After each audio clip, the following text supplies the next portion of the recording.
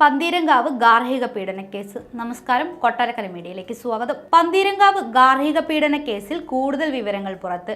മൊഴി മാറ്റി പറഞ്ഞ പരാതിക്കാരിയായ പെൺകുട്ടി സംസ്ഥാനം വിട്ടതായാണ് സൂചനയെന്ന് പോലീസ് വ്യക്തമാക്കി.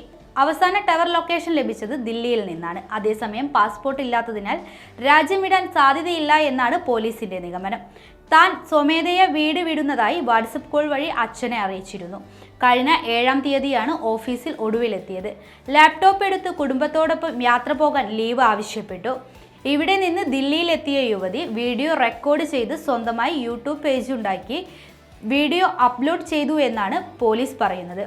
ഭർത്താവിനെ ന്യായീകരിച്ചും വീട്ടുകാരെ വീണ്ടും തള്ളിപ്പറഞ്ഞു യുവതി വീണ്ടും വീഡിയോയുമായി രംഗത്തെത്തിയിരുന്നു. തനിക്ക് ആരുടെയും ഭീഷണിയില്ല എന്നും വീട്ടിൽ നിന്ന് മാറി നിൽക്കുന്നത് അമ്മയെ അറിയിച്ചിട്ടുണ്ടെന്നും യുവതി പറഞ്ഞു. താൻ പരാതി പറയാത്തത് കൊണ്ടാണ് പോലീസ് കേസെടുക്കാത്തതെന്നും സ്വന്തം യൂട്യൂബ് പേജിലൂടെ പുറത്തുവിട്ട വീഡിയോയിൽ യുവതി പറഞ്ഞു.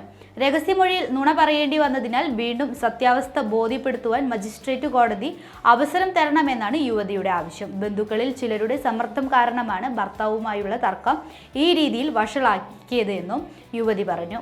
മകളെ കാണാനില്ലെന്ന അച്ഛന്റെ പരാതിയിൽ പോലീസ് അന്വേഷണം ഒരു പുരോഗതിയും ഇല്ലാതെ മുന്നോട്ട് പോകുമ്പോഴാണ് യുവതി മൂന്നാമത് വീഡിയോയുമായി കാര്യങ്ങൾ വെളിപ്പെടുത്തുന്നത്.